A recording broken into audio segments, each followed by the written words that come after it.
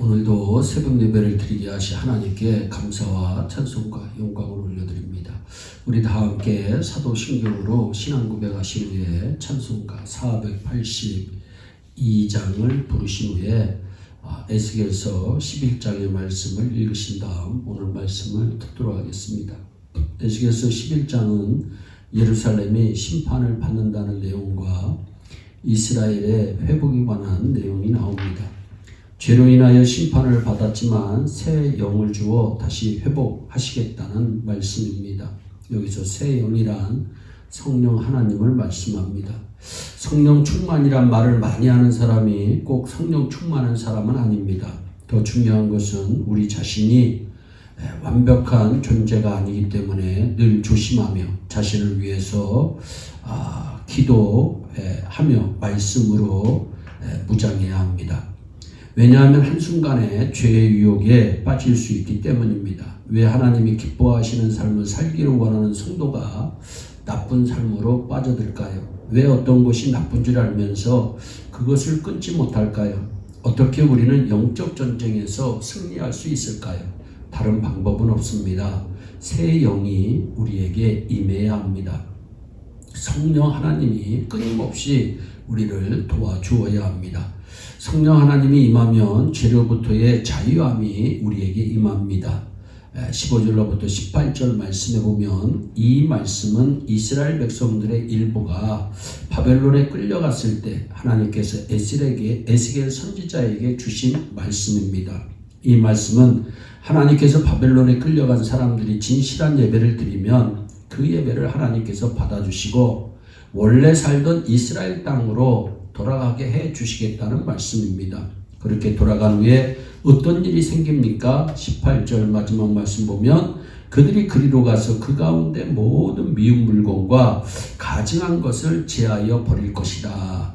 이 구절에서 모든 미운 물건과 가증한 것은 은밀한 곳에 숨겨둔 우상을 뜻하고 크게 말하면 마음속에 있는 죄를 뜻하기도 합니다. 그런 죄를 완전히 버린다는 것입니다. 즉 새 영이 우리에게 임하면 성령 하나님이 우리에게 임하면 우리는 깊이 숨겨진 죄까지도 버리게 되는 것입니다. 어떻게 죄의 속박에서 인간이 벗어날 수 있습니까?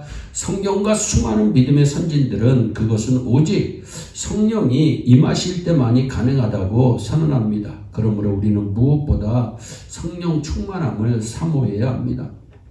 또한 성령, 새 영이 우리에게 임하면 내적인 마음의 변화가 우리에게 일어납니다. 19절 말씀을 보세요. 내가 그들에게 일치한 마음 주고 또 그 속에 새 영을 준다. 그 속에서 그 몸에서 돌같이 굳어진 마음을 제하고 살같이 부드러운 마음을 주겠다. 이 말은 성령 하나님께서 임하실 때 마음의 변화가 일어난다고 하는 말씀입니다. 마음의 변화는 행복의 기초입니다. 그러나 사람은 스스로 마음의 변화를 이룰 수가 없습니다. 변한 것 같아도 변한 것이 아닙니다.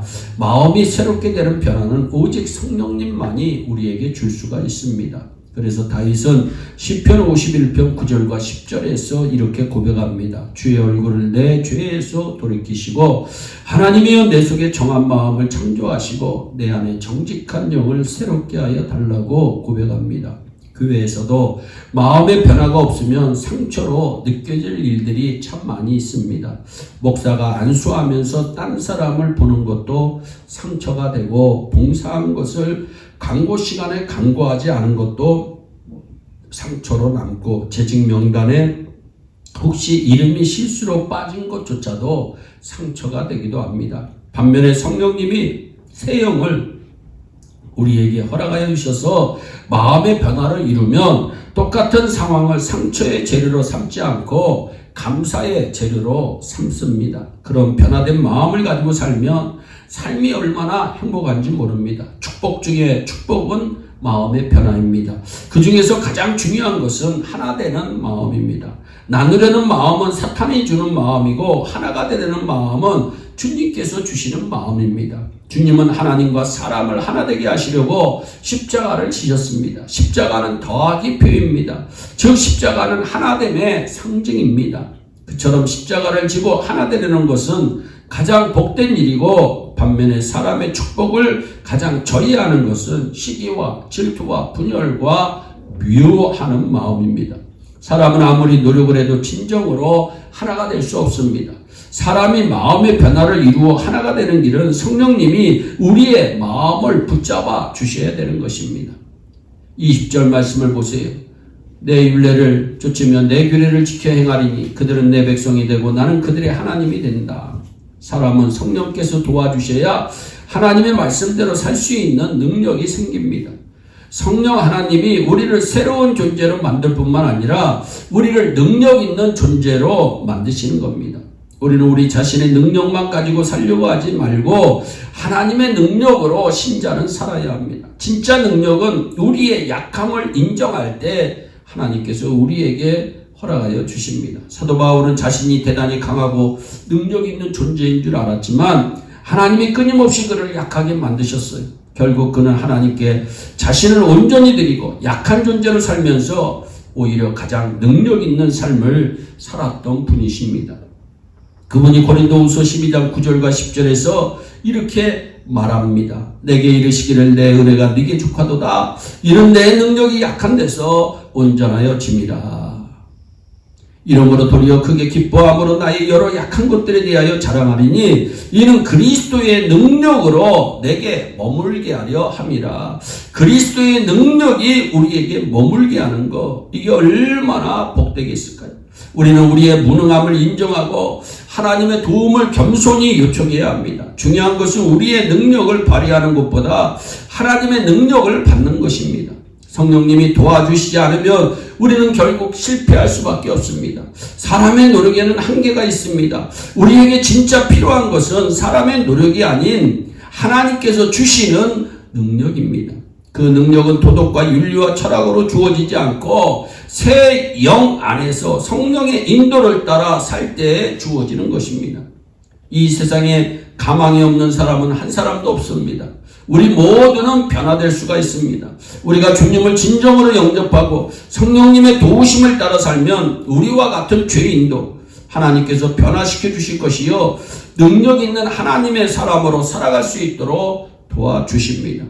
그렇게 하나님의 도움으로 하나님의 능력으로 성령으로 충만하여 날마다 승리하는 주의 택한 백성들이 되기를 예수님의 이름으로 축복합니다. 기도하겠습니다.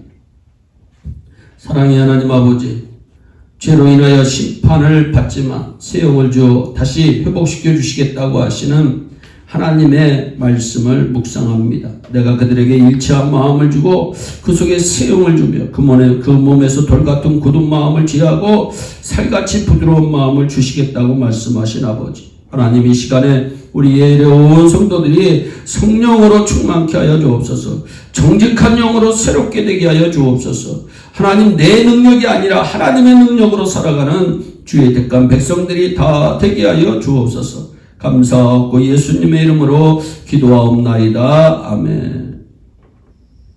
우리 다 함께 주기도문으로 예배를 마치시고 각자 개인 기도하신 후에 오늘도 주 안에서 승리하는 복된 하루 되시기를 바랍니다. 감사합니다.